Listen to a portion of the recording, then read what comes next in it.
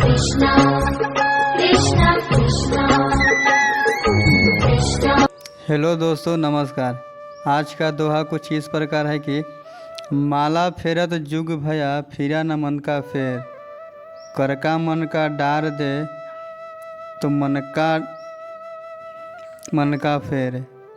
कबीर दास जी इस दोहे से हम लोग को समझाना चाहते हैं कि कोई व्यक्ति लंबे समय तक हाथ में लेकर मोती की माला को घुमाता है और उसके मन का भाव नहीं बदलता है, तो कबीर दास जी ऐसे व्यक्ति को सलाह देते हैं कि हाथ की इस माला को फेरना छोड़कर अपने मन की मोतियों की माला को फेरना शुरू करें। धीरे धीरे रे मना धीरे सब कुछ होए, माली सींचे 100 घड़ा ऋतु आए फल होए। कबीर दास जी इस दोहे से हम लोग को समझाते हुए कहते हैं कि हे मनुष्य, मन को कहते हैं कि तू धीरे धीरे सब कुछ हो जाएगा। माली सैकड़ों घड़े पानी पेड़ में डाल देता है, लेकिन फल तो तभी लगता है जब ऋतु आती है। कहने का मतलब है कि अगर आप धैर्य रखेंगे और सही समय आने पर ही पूरे काम होते हैं। कबीरा ते नर अंध है, गुरु को कहते और, हरि रूठे गुरु ठौर है, गुरु रूठे नहीं ठौर।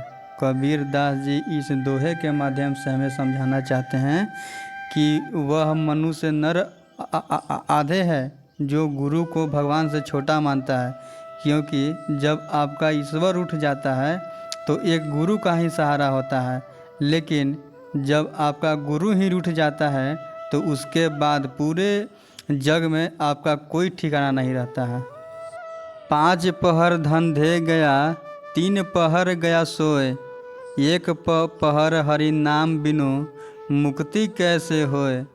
कबीर दास जी इस दोहे से हम लोग को समझाना चाहते हैं कि प्रतिदिन के 8 पहर होते हैं, उसमें से 5 पहर तो काम धाम धंधे में लग जाते हैं, बाकी के 3 पहर में से तूने एक भी पहर हरि भजन के लिए नहीं रखा तो तुझे मोक्ष की प्राप्ति कैसे होगा। जाति न पूछो साधु की, पूछ लीजिए ज्ञान, मूल करो तलवार का, पड़ा रहन दो म्यान। कबीर दास जी इस दोहे के माध्यम से हमें समझाते हुए कहते हैं कि सज्जन पुरुष की जाति नहीं पूछना चाहिए, बस उसके ज्ञान को समझना चाहिए। जैसे कि तलवार का मूल्य होता है न कि उसके म्यान का। तिनका कबहू न निंदिए, जो पावन तर होए, कबहू उड़ी आखिन पड़े तो फिर घनेरी होए। कबीर दास जी इस दोहे के माध्यम से हम लोग को समझाते हुए कहते हैं कि एक छोटे से तिनके की भी कभी निंदा नहीं करनी चाहिए जो तुम्हारे पाँव के नीचे दब जाता है। कभी न कभी वह तिनका उड़कर अगर आपके आँखों में दब जाए, पड़ जाए, तो कितनी गहरी पीड़ा होती है। इसीलिए किसी भी चीज़ को छोटा नहीं समझना चाहिए और तुच्छ नहीं समझना चाहिए। लूट सके तो लूट लो, राम नाम की लूट, पाछे फिर पछताओगे, प्राण जाही जब छूट।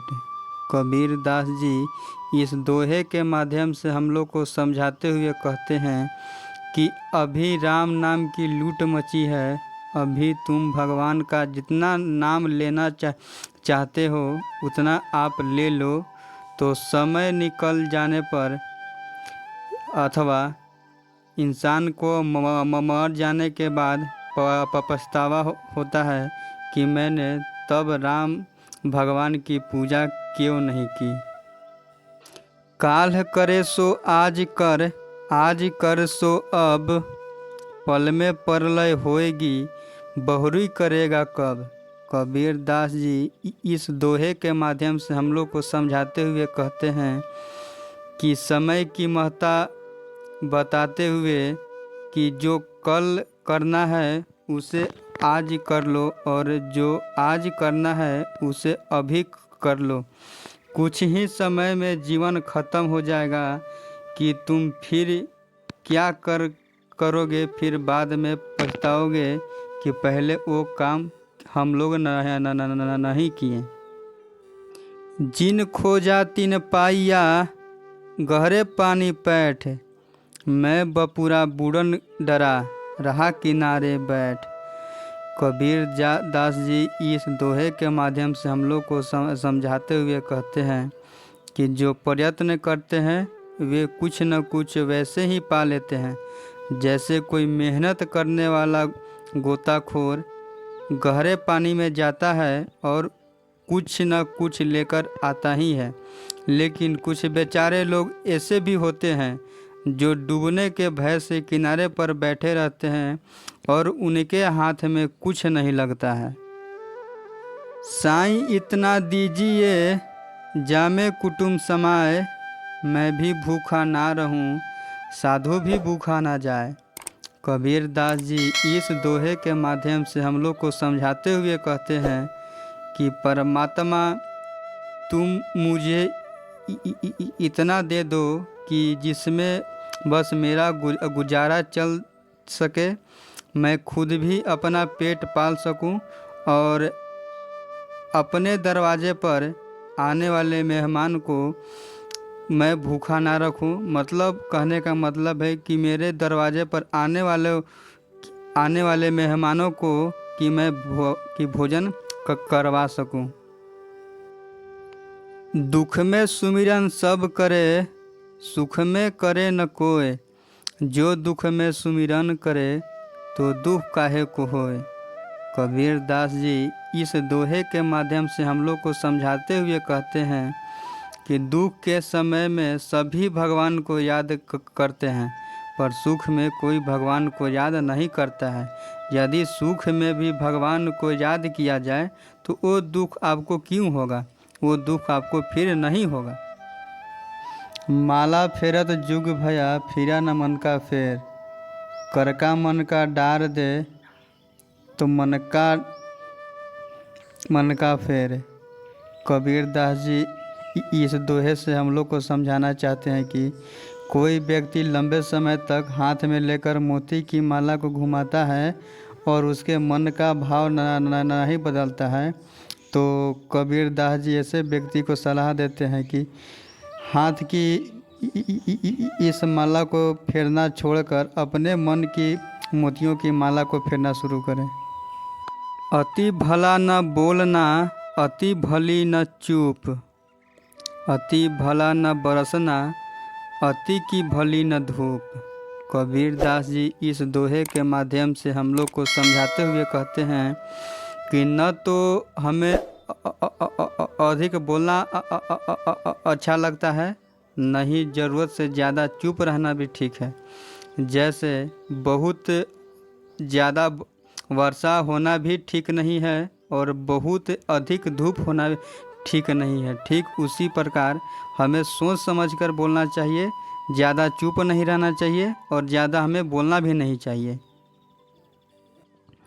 पतिव्रता मैली भली, गले कांच की पोत, सब सखिया में यो दीपे ज्यों सूरत की जोत।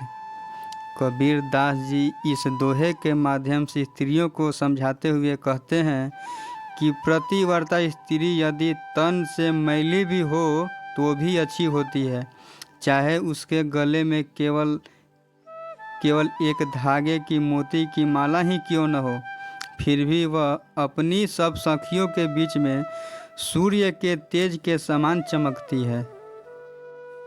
देह धरे का दंड है सब काहू को होए, ज्ञानी भुगते ज्ञान से अज्ञानी भुगते रोए। कबीर दास जी इस दोहे के माध्यम से हम लोग को समझाते हुए कहते हैं कि देह धारण करने का दंड या भोग या प्रारब्ध निश्चित है जो सबको भुगतना होता है। अगर इतना ही है कि ज्ञानी या समझदार व्यक्ति इस भोग को या दुख को समझदारी से भोगता है, निभाता है, संतुष्ट रहता है, जबकि अज्ञानी रोते हुए दुखी मन से सब कुछ को झेलता रहता है।